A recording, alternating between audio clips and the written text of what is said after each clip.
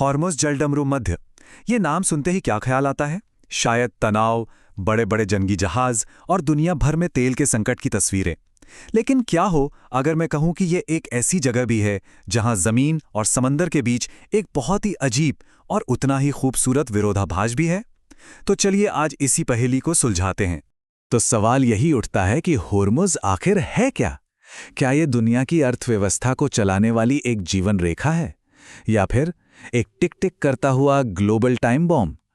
यहां दांव पर बहुत कुछ लगा हुआ है और इसका जवाब उतना सीधा नहीं है जितना हमें लगता है। अब जरा इस आंकड़े पर गौर कीजिए, 21%। ये अपने आप में एक पूरी कहानी कह देता है। दुनिया में जितना भी तेल इस्तेमाल होता है उसका 21% हिस्सा इसी एक संकरे से रास्ते से होकर गुजरता है। जरा सोचिए, एक छोटा सा समुद्री गलियारा जो असल में पूरी दुनिया की ऊर्जा सप्लाई को कंट्रोल करता है। देखिए, सैन्य भाषा में ऐसी जगहों को चोक पॉइंट कहते हैं। मतलब दुनिया के सबसे जरूरी समुद्री रास्तों पर एक ऐसा तंग सा चैनल जिसे अगर कभी बंद कर दिया जाए तो इसका असर अर्थव्यवस्था और सुरक्षा पर बहुत दूर तक महसूस किया जाएगा। और हॉर्मुज़ दुनिया के सबसे बड़े चोक पॉइंट्स में से एक है। तो चलिए कहानी के पहले हिस्से में चलते हैं, जो कि इस जलडमरू मध्य की फौजी और निगरानी वाली हकीकत पर है। ये समझना जरूरी है कि यहाँ पर कंट्रोल का खेल चलता कैसे है। यहाँ पर दो बिल्कुल अलग अलग किनारे हैं और दोनों की रणनीतियां भी एक दूसरे से एकदम अलग। उत्तरी किनारे पर है ईरान, जो अपनी छोटी और तेज नावों की स्वॉर्म टैक्टिक्स का इस्तेमाल करता है। इसमें होता यह है कि कई छोटी छोटी नावें एक साथ झुंड में आकर बड़े जहाज़ों पर हमला बोल देती हैं। वहीं दूसरी तरफ दक्षिणी किनारे पर ओमान और अंतर्राष्ट्रीय नौसेनाएं हैं, जो मुसंदम प्रायद्वीप से जहाज़ों के ट्रैफिक को संभालती हैं और गश्त करती रहती हैं। अगर ईरान की सैन्य शक्ति ताकत पर एक नज़र डालें तो तस्वीर और भी साफ हो जाती है। दर्जनों तेजी से हमला करने वाली नावें, नूर और कादर जैसी मिसाइल बैटरियां जो तट पर तैनात हैं, 100 किलोमीटर से भी ज़्यादा दूर तक मार करने वाली एंटी शिप मिसाइलें, समंदर में बिछाई जाने वाली बारूदी सुरंगें और हाँ, निगरानी के लिए ड्रोन। ये सब मिलकर इस इलाके पर ईरान का दबदबा बनाए रखते हैं। अब इस चार्ट को देखिए, ये दिखाता है कि रास्ता असल में कितना ज्यादा संकरा है। जलडमरू मध्य की पूरी चौड़ाई तो लगभग 33 किलोमीटर है, लेकिन जहाज़ों के आने और जाने के लिए जो लेन इस्तेमाल होती है वो सिर्फ 3-3 किलोमीटर चौड़ी है। इसी वजह से सारे जहाज़ एक सीधी लाइन में एक तयशुदा रास्ते पर चलने को मजबूर हो जाते हैं। यहाँ के तनाव को समझने के लिए एक नाविक की कही ये बात ही काफ़ी है। नाविकों को ऐसा महसूस होता था मानो दोनों तरफ से बंदूक की नली सीधे उन पर तनी हुई हो। ये एक लाइन ही उस रणनीतिक दबाव को बहुत पर्सनल बना देती है ना? लेकिन कहानी यहीं खत्म नहीं होती। असल में ये तो बस आधा सच है। अब हम इस कहानी के दूसरे और बिल्कुल ही अलग हिस्से की तरफ बढ़ते हैं।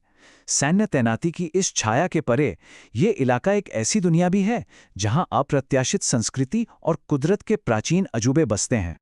आपको जानकर हैरानी होगी कि इसी भारी भरकम सैन्य तैनाती वाले केशम द्वीप को यूनेस्को से 2 अलग-अलग विश्व धरोहर का दर्जा मिला हुआ है।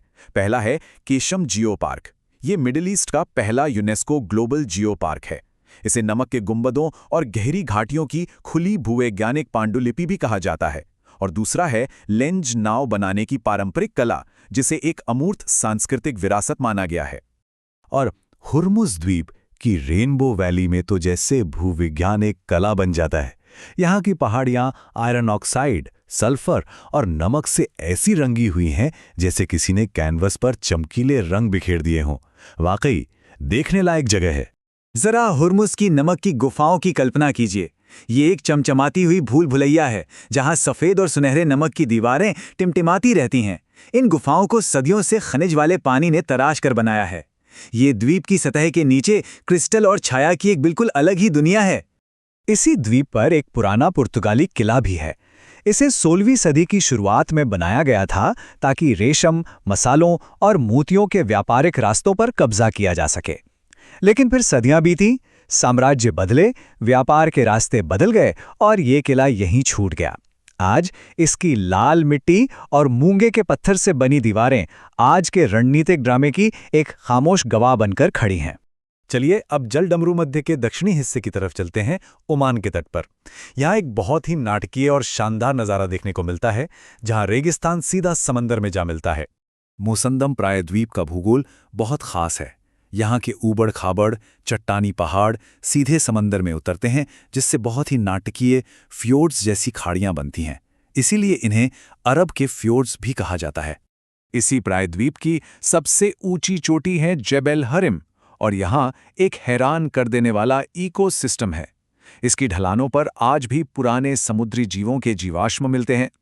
यहाँ आपको फुर्तीले अरेबियन तहर यानी पहाड़ी बकरियां, रेगिस्तानी लोमड़ियां और मिस्र के गिद्ध जैसे शिकारी पक्षी भी मिल जाएंगे। और मजे की बात यह है कि इसी पहाड़ पर एक बहुत जरूरी रडार स्टेशन भी मौजूद है। यहीं पर कुमजार नाम का एक दूर दराज गांव भी है, जहां पहुंचने का मुख्य जरिया नाव ही है। इस गांव की खासियत है यहां बोली जाने वाली अनोखी कुमजारी भाषा, जो फारसी, अरबी और कई पुरानी बोलियों का एक मिश्रण है। इतने रणनीतिक दबाव के बीच ये गांव और इसकी भाषा सांस्कृतिक जीवटता का एक बेहतरीन उदाहरण है। तो अब हम वापस वहीं आते हैं जहां से शुरू किया था।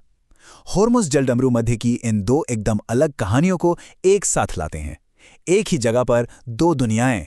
ये स्लाइड इस इलाके के विरोधाभास को बिल्कुल साफ दिखाती है।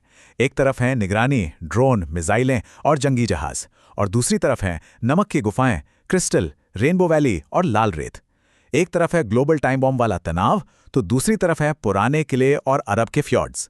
ये हैं हॉर्मुज़ के दो चेहरे। ये सोचना कितना अजीब लगता है ना, कि दुनिया के सबसे तनाव भरे समुद्री रास्तों में से एक पर कुदरत आज भी बड़ी खामोशी से अपने सबसे कोमल लम्हे बना रही है। यहाँ भू राजनीतिक खतरा और कुदरत की शांत खूबसूरती दोनों एक साथ मौजूद हैं। और आखिर में यह हमें एक बहुत ही गहरे सवाल के साथ छोड़ जाता है। इस बेहद ज़रूरी समुद्री गलियारे में ज़्यादा ताकतवर क्या है?